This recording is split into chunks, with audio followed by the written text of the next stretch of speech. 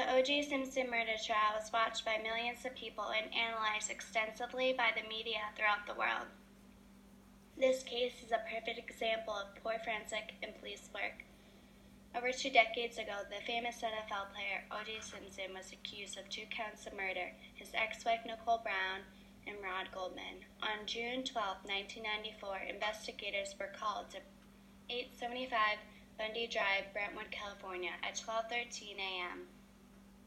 They found large pools of blood that led up to a female body discovered as Nicole Brown, with her neck slit, and a male body discovered as Rod Goldman behind a bush with multiple stab wounds.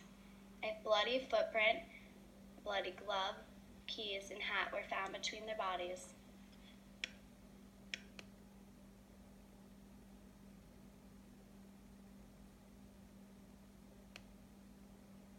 Having 18 officers from LAPD arrive at the scene and survey the area led to a lot of confusion and flawed investigation. An important aspect of an investigation is to secure the crime scene and keep the contamination to a minimum. Limiting the individuals and traffic at the crime scene is a strong method to prevent evidence from being contaminated. LAPD had issues with properly collecting evidence from the second they arrived to the scene. When they first arrived to Nicole Brown's house, there was a bloody fingerprint found on the gateway. The fingerprint was not collected or photographed throughout the investigation. The print was only documented by Detective Mark Fuman, who had written it down in his notes, however left it to be contaminated and unsecured at the scene. Later, when new detectives came to take over Fuman's shift, they were never aware or told about the fingerprint. The bloody print was destroyed without ever being collected.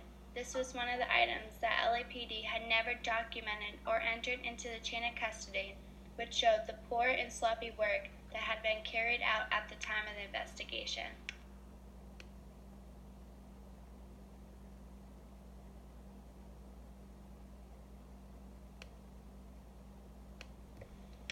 While the bloody fingerprint was properly not collected, evidence from Nicole Brown's body was not properly collected either. The police officers on the scene used a blanket found in Brown's house to cover her body from the press. Although this may have seemed wise, they could have used a proper body bag to protect her from the media. By using a blanket found in the house, Brown's body was contaminated before it had undergone an autopsy. Many witnesses testified that key evidence was often mishandled. There are photos taken of evidence at the scene, but were taken without scale for reference. The scales are important to tell the measurement of an object being photographed. Without scales, a photograph is useless. Photos should be taken with a scale to show the position, location, and point of reference for the crime scene. This is important to create a visual record to help solve the actual facts before or after the crime. The evidence photograph was not labeled or logged throughout the investigation. Not labeling or logging evidence made it hard and nearly impossible to tell where the evidence had been found. While collecting evidence, the LAPD gathered many different types and put them all together in one bag. Not bagging the evidence separately was another example of the laziness and carelessness of the LAPD. Bagging different evidence together caused cross-contamination and made the evidence unreliable. Wet items found at the scene were also bagged before letting them dry, which destroyed and changed important evidence. Bagging the evidence together in the same bag added to the photographic problems. Without proper photographic records of where evidence was located and cross-contaminating evidence through poor bagging techniques, the validity of the evidence became very questionable.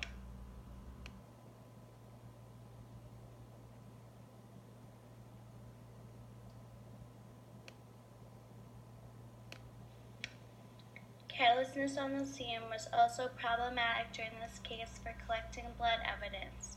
First, because there were so many officers on the scene, officers were stepping in the pools of blood and tracking their own bloody footprints throughout the crime scene. In addition, the LAPD collected blood swabs with wet swatches, then immediately stored them in a hot truck. The collected blood samples were flawed due to the LAPD placing them in a warm environment, which caused the DNA to be degraded and unusable. Increased temperatures sped up the oxidation and acid hydrolysis, which causes and damages the DNA. The blood was further contaminated at the lab. The investigators dealing with OJ's blood samples did not put on gloves when testing different pieces of evidence. Changing gloves is important before handling new pieces of evidence to prevent cross-contamination.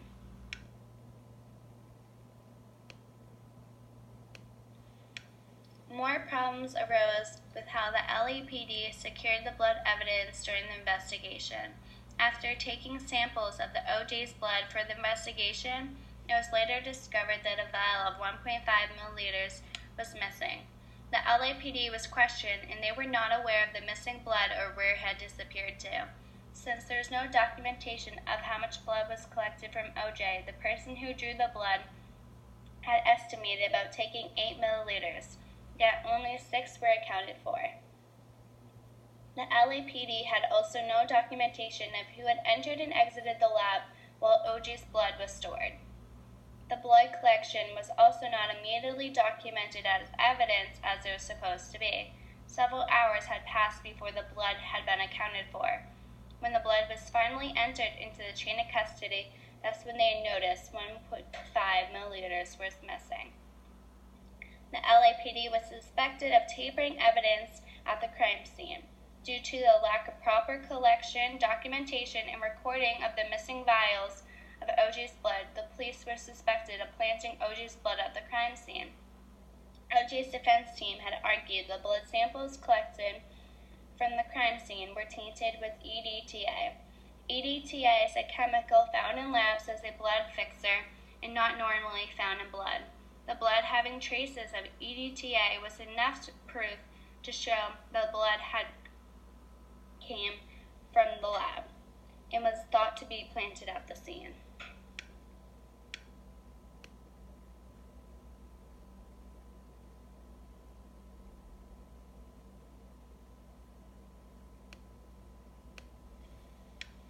On October 3, 1995, OJ was pronounced not guilty of 2 counts of murder due to the defense exposing all the issues and poor work of the LAPD, along their questionable evidence and flawed forensic.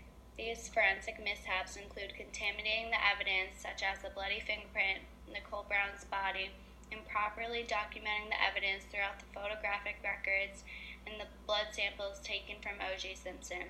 This case is a perfect learning experience for many forensic scientists and police officers. This case taught the importance of forensics and investigation to follow proper protocols, standards, and practices to enable the legal system to convict criminals of their wrongdoings. The O.J. Simpson case is a clear example for the need of police work and solid forensic science. The LAPD's improper collection and testing procedures contaminated most of the evidence during the investigation. If investigators were trained properly to collect, preserve, and analyze the evidence, the O.J. Simpson case could have had a different verdict. Uncontaminated evidence could have allowed the trial to focus more on the murders of Nicole Brown and Rod Goldman and bring their killers to justice. Instead, this case focused on the questionable forensic police work. While the case was extremely flawed, it had a good example for forensic scientists and police officers to understand the importance of their job and how important it is to follow procedure.